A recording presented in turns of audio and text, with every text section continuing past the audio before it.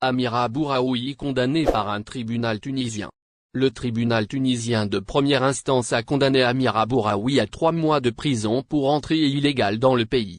La Cour a rendu un jugement par contumace contre Bouraoui qui se trouve actuellement en France, après avoir été exfiltré par les autorités françaises. Bouraoui avait comparu devant le tribunal le 6 février après avoir été arrêté à l'aéroport de Tunis.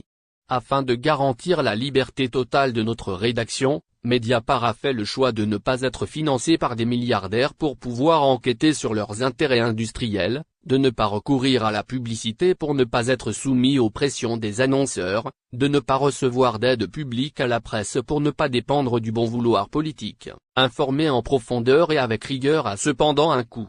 C'est pourquoi nous avons opté dès la création du site pour un modèle sur abonnement qui assure notre indépendance. C'est ce modèle qui nous permet d'enquêter librement sur la présidence Macron comme sur le financement du clan Sarkozy par la dictature libyenne. Sur les falsifications du professeur Raoul comme sur les méthodes de Barbouze du groupe LVMH et de son patron Bernard Arnault. Avec une conviction, tout ce qui est d'intérêt public doit être rendu public. La fin des fonctions du consul général d'Algérie à Paris, quelles implications pour les relations franco-algériennes? Le consul général d'Algérie en France, Eladj Amine, a été relevé de ses fonctions par le président de la République, Abdelmadjid Tebboune, selon un décret présidentiel daté du 7 février 2023. Le décret, publié dans le dernier numéro du journal officiel, stipule que la cessation des fonctions du consul général lui permettra de retourner dans son rang d'origine.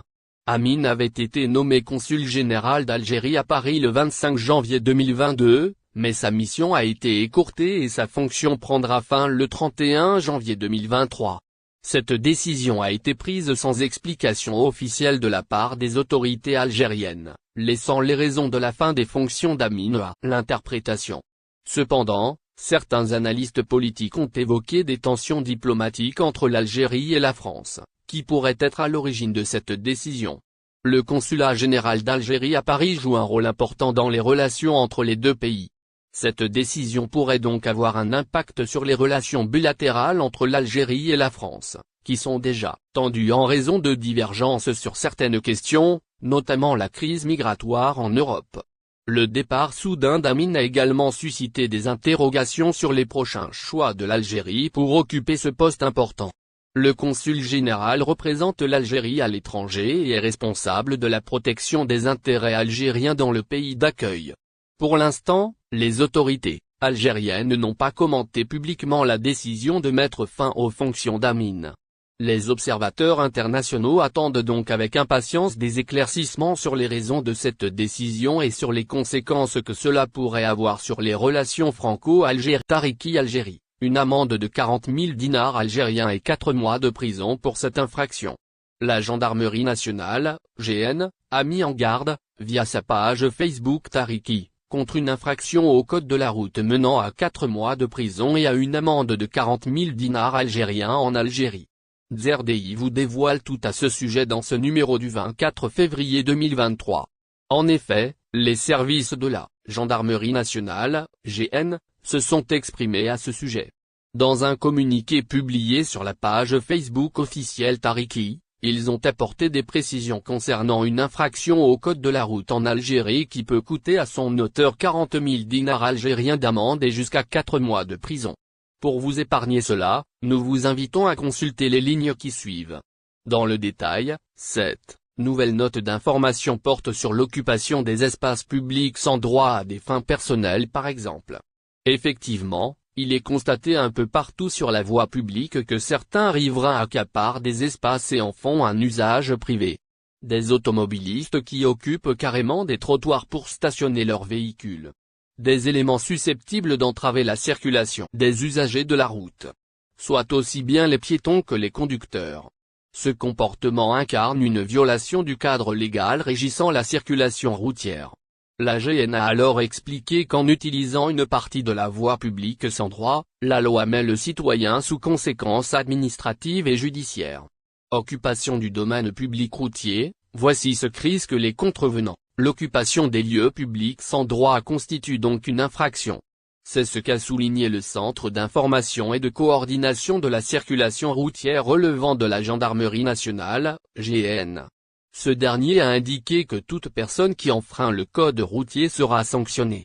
Les concernés devront alors payer une amende allant de 8 000 jusqu'à 16 000 dinars.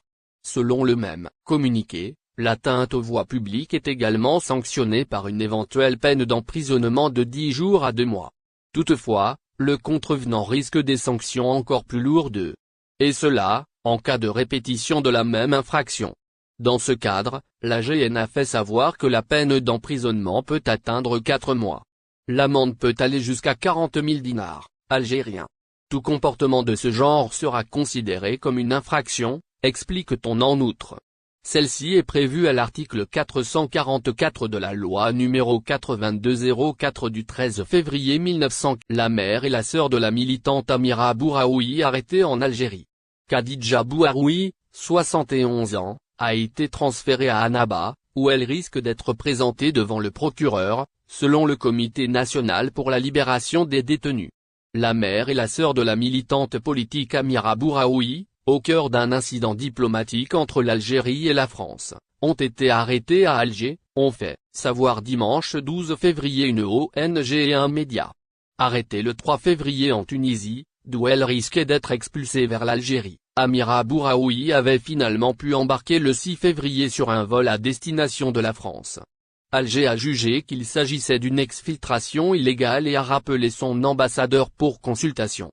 Cette franco-algérienne faisait l'objet d'une interdiction de sortie du territoire en Algérie. Dans une note officielle aux autorités françaises, l'Algérie a dénoncé une violation de sa souveraineté, affirmant que des personnels diplomatiques et sécuritaires français avaient participé à une opération clandestine et illégale d'exfiltration d'une ressortissante algérienne.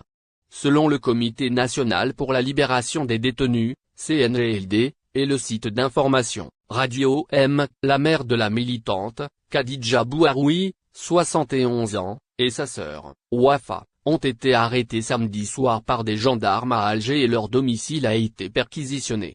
La sœur a été relâchée tôt dimanche, mais la mère a été transférée à Annaba, près de la frontière avec la Tunisie, où elle risque d'être présentée aujourd'hui devant le procureur, a indiqué le CNE. N'oubliez pas, abonnez-vous à notre chaîne Olive News et activez les notifications pour recevoir nos publications en temps réel.